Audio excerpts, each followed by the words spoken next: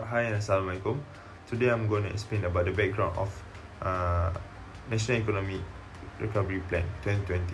Alright, the COVID-19 worldwide pandemic has harmed nation economy, and this lead to the establishment of National Economic Recovery Plan, which is PENJANA. In the middle of this protected crisis, swift and critical action is required to protect the public, support the business, and also stimulate the economy. PENJANA provide a recovery strategy based on interaction session with over 100 stakeholders from the public and also the private sector.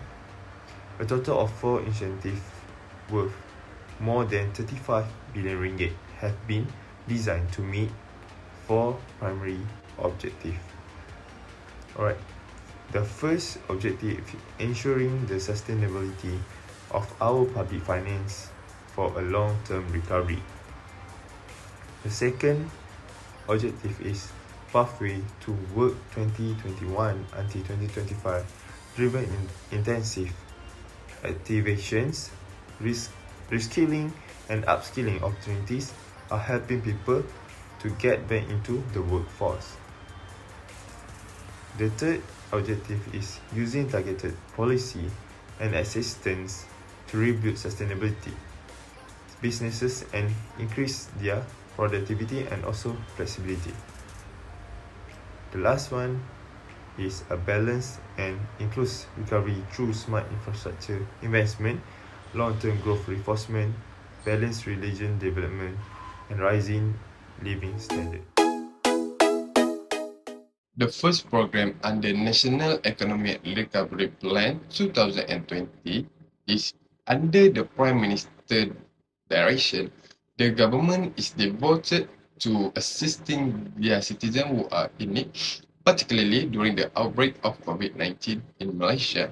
Empowering people, boosting business, and stimulating the economy will be the three main thrusts of this program. Under empowering people, government step under PENJANA plan intended to protect jobs and improve skills, while ensuring that the people are able to be independent. In boosting business under PENJANA, steps will be introduced to enable employees and businesses to maintain operation and improve productivity. PENJANA will provide support targeted sectoral and systematic to the affected sectors in adapting and growing in new norm of operating landscape. Prihatin economic stimulus package was unveiled by the Prime Minister on 27 March 2020.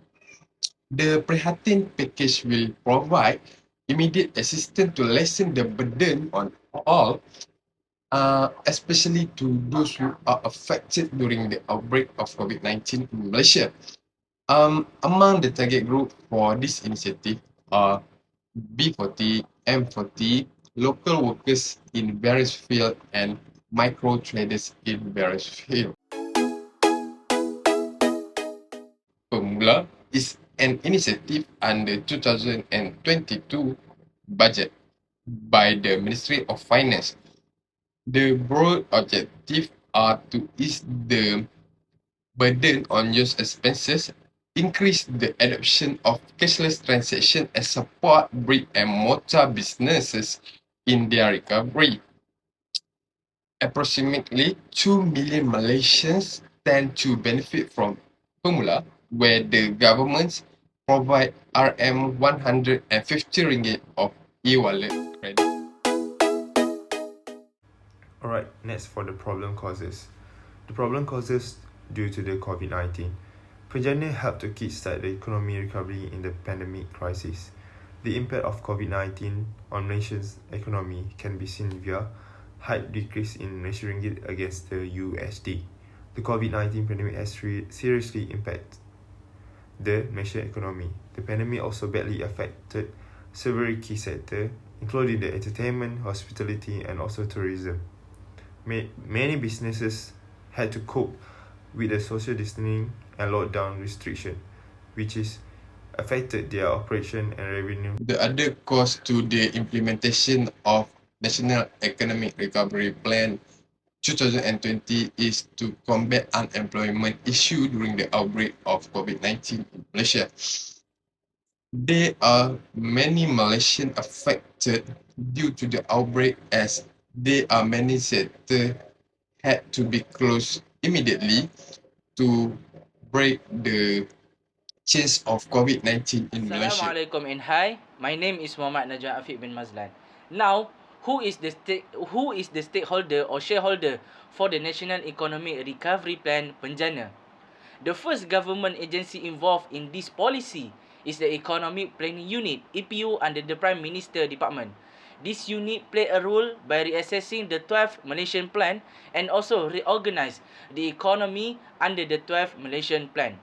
The second government agency involved in the National Economic Recovery Plan Penjana is the Ministry of Human Resources, which plays a role in stimulating job demand among employees, increasing job opportunity and employability among local job seekers through the program, namely Penjana Kerjaya. The benefits of the National Economic Recovery Plan Penjana are able to ease the burden of the people affected by the COVID-19. The beneficiaries of the benefits of this plan by the government are Malaysian itself. A total of RM35 billion has been allocated by the government to be used for the people. Now, which ministry are responsible for this policy? Of course, Ministry of Finance. This organisation plays an important role in managing the country's finance and economic growth, in addition to making policies related to finance such as annual budget like Budget 2023 and also the Penjana itself. Now, which program with amended? The first is National Economic Recovery Plan or the Penjana itself. This program implemented by the government to restore the country's economy affected by the spread of COVID-19 with a total allocation of RM35 billion. The next program is Prihatin Rakyat Economic Stimulus Package, better known as Prihatin. A total of RM250 billion has been allocated by the government, which will benefit all Malaysians. The last is Pemerkasa. Full name is Strategic Program for Empowering the People and the Economy. Is the government strategy to boost the national economy with a total allocation of RM20 billion. I will explain about opportunities and threats under strategy analysis for National Economic Plan recovery. First opportunity that government sees is to help the people, especially people who are really affected in terms of financial problem during COVID-19 pandemic. Okay, the Penjana package included a wage subsidy program, extension as well as incentive for hiring and training. Okay, with a particular emphasis on young people, okay, those who are lost their jobs during the crisis and gig economic workers. Okay, second opportunity is based on the political will. Okay, the government tries to gain the people trust by implementing the plan to help the people who are affected by COVID-19 pandemic. Okay, after gaining the people trust, it will be easy for the government to win the election after the efforts that shows that the government care about the citizens. Next, I will explain about the threats. Okay, the biggest threat is misuse of money. Okay, under Penjana, there are one program that related to job opportunity, which is Penjana Kerjaya. Okay, however, during the implementation of the program, there are issues that arise. Okay, according to Malay Mail article, it stated that there are 340 confirmed cases and over 180 more are being investigated, according to Human Resource Minister Datuk Seri M. Saravanan, who also confirmed that there are employers who are allegedly using fraud to obtain funds under the Penjana hiring program. The other threat is it has a high potential to be defraud. Okay, according to Free Malaysia Today article, it stated that Malaysia Anti-Corruption Commission (MACC) has detained another 3 individuals under ops hire to facilitate investigation into false claim and the misappropriation of funds from the Penjana Kerjaya hiring incentive program involving a total of 100 million ringgit Malaysia. Assalamualaikum warahmatullahi wabarakatuh and greetings. Now, I will be presenting about the strategy implementations. The first one is attempting to keep it simple.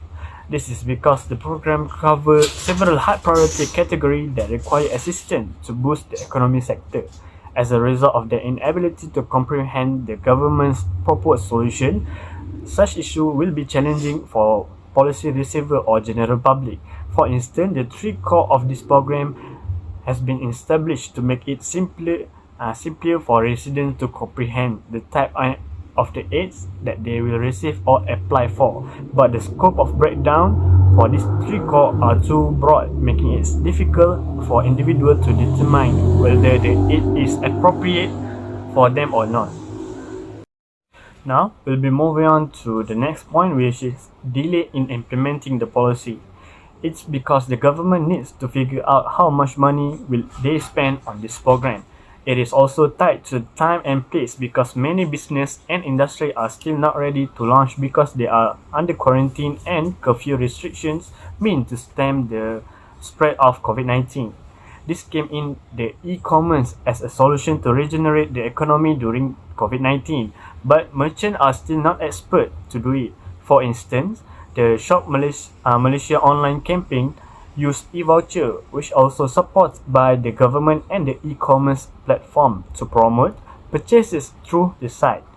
However, many people did not yet know how to conduct business online when the COVID epidemic broke out, and they needed time to acquire the following abilities. Furthermore, traders have issues because they are unsure of the procedure to utilize when delivering their goods to customers. Now, the third challenges of the Penjana. The Penjana must be transparency and accountability. The Penjana must be executed with transparency and accountability to all the parties involved. All of the initiatives and incentives promised must be given accordingly to the plan. To ensure transparency and openness, status reports on the implementation of these measures are shared by the Ministry of Finance on a weekly basis. The government must hold accountability of any result or effect that occur during the implementation of Penjana. Now, for suggest overcome, the first one is attempting to keep it simple. To address the aforementioned issue, we recommend that the government provide more detailed information on initiative and aids for the Penjana program, as well as explicitly define the conditions needed by the populace so that assistance may be channeled more efficiently. The government must also conduct a true explanation by letting people know who qualify for the aids to be requested. The government can accomplish this by classifying assistance that they can apply, such as employer and employees will receive aids regarding business, jobs, and families and singles will receive aids for survival problems. The next one is delay in implementing the policy. The financial allocation for each initiative and program must be made, and all the resources must be sufficient to guarantee that the program operates smoothly and by the timetable that has been established. For individuals to be aware and understand how to request aids, it is also crucial to make sure that the channel for doing so are routinely highlighted. For the Shop Malaysia online campaign, for instance, lectures and tutorial video must be created by offering free courses to merchants to make it simpler for them to understand the steps required to conduct online business.